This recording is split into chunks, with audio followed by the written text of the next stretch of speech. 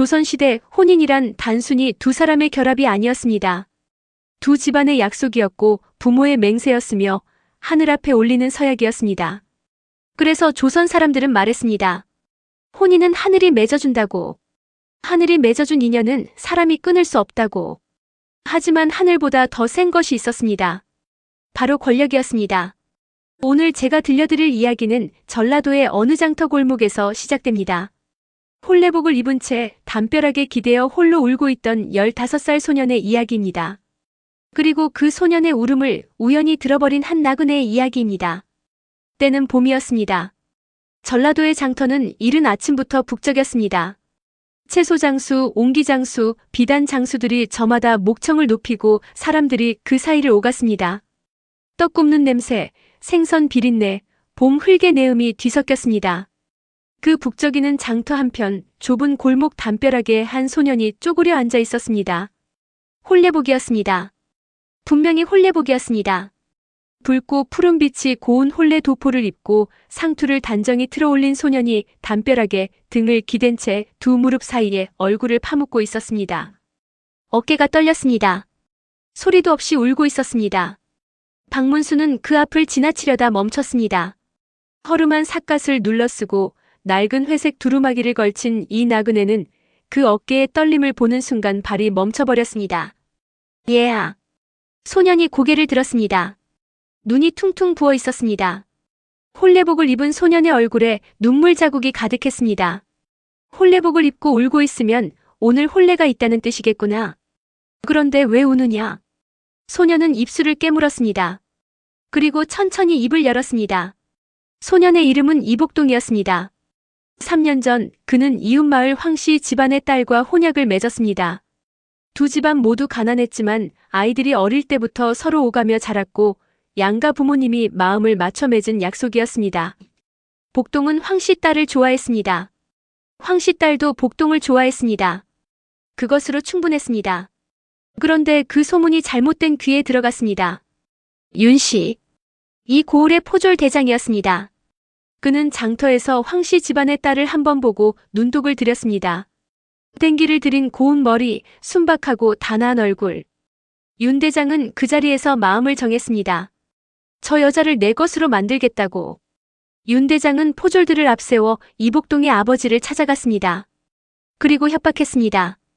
내 아들의 혼약을 파기하라. 황씨 딸은 내가 데려간다. 만약 거부하면. 말이 필요 없었습니다. 포졸 대장의 눈빛과 뒤에 선 부하들이 이미 모든 말을 대신하고 있었습니다. 이복동의 아버지는 가난한 평민이었습니다. 권력 앞에 할 수 있는 것이 없었습니다. 결국 혼약 파기 문서에 도장을 찍었습니다. 복동이 그 사실을 알았을 때는 이미 모든 것이 끝난 뒤였습니다. 하지만 황씨 딸은 달랐습니다. 그녀는 윤 대장에게 시집가는 것을 거부했습니다. 아무리 부모가 달래도 아무리 혼인 날짜가 다가와도 방 안에서 나오지 않았습니다. 3일째 밥도 먹지 않았습니다. 그저 울기만 했습니다. 오늘이 그 혼인 날이었습니다. 윤 대장이 가마를 보내겠다고 했습니다. 황씨 집안은 두려움에 떨었습니다. 복동은 홀레복을 입은 채 집을 뛰쳐나와 장터 골목 담벼락에 쪼그려 앉아 있었습니다. 아무것도 할 수 없어서, 아무도 도와주지 않아서 그냥 울고 있었습니다. 박문수는 소년의 이야기를 끝까지 들었습니다. 아무 말도 하지 않고. 그리고 잠시 후 조용히 물었습니다. 혼약 문서가 아직 있느냐? 복동이 고개를 끄덕였습니다. 3년 전에 맺은 혼약 문서는 복동의 집에 보관되어 있었습니다. 윤 대장이 파기를 강요했지만 아버지는 차마 태우지 못했습니다. 박문수는 천천히 일어섰습니다. 집에 가서 그 문서를 가져오너라. 그리고 황씨 집안에 전해라. 오늘 혼례는 예정대로 치른다고. 복동이 눈을 크게 떴습니다.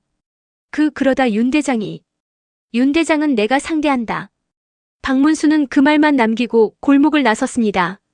윤 대장은 이 고을 주막에서 낮부터 술을 마시고 있었습니다. 오늘은 기분 좋은 날이었습니다. 저녁이면 가마가 돌아올 것이고 황씨 딸이 자신의 집으로 오게 될 것이었습니다. 부하들이 주변에 앉아 비위를 맞추며 술잔을 채웠습니다. 그때 낯선 나그네 한 사람이 마루에 올라섰습니다. 허름한 차림이었습니다. 삿갓을 쓰고 낡은 두루마기를 걸치고 괴나리 보찜 하나를 걸친 평범한 나그네였습니다. 윤 대장. 윤 대장이 눈을 치켜떴습니다. 당신이 뭔데 내 이름을 함부로 부르느냐? 나그네는 흔들리지 않았습니다. 이복동의 아버지에게 혼약을 파기하도록 협박한 것이 사실이요? 주막 안이 조용해졌습니다. 윤 대장의 부하들이 자리에서 일어났습니다. 이 촌놈이 술이라도 먹었나? 어디서 함부로 나서는 게야? 당장 여기서 나가지 않으면 협박으로 얻어낸 동의가 정당하다고 생각하시오? 윤 대장의 얼굴이 굳었습니다. 네 이놈, 이게 무슨 짓이야? 저놈 잡아라. 부하들이 나그네에게 달려들려 하는 순간이었습니다. 나그네가 품속에서 무언가를 꺼냈습니다. 손바닥만한 크기. 둥근 원형 안에 말 3마리가 새겨진 청동패. 마패였습니다. 주막 안이 얼어붙었습니다. 부하들이 멈췄습니다. 윤 대장의 얼굴에서 핏기가 가셨습니다. 나는 별견어사 박문수다. 박문수의 목소리는 낮고 조용했습니다. 그러나 주막 안에 있는 모든 사람이 그 목소리를 들었습니다. 윤 대장, 나는 지금 당신에게 묻고 있소. 관직을 이용해 민간의 혼약을 파기하도록 협박한 것, 이것이 사실이오? 윤 대장은 입을 열었다 닫았습니다. 아까와 달리 목소리가 나오지 않았습니다. 조선의 법도에 따르면 관리가 권력을 이용하여 사사로운 이득을 취하는 것은 파직 사유에 해당하오. 협박으로 혼약을 파기시킨 것은 그것으로 그치지 않소.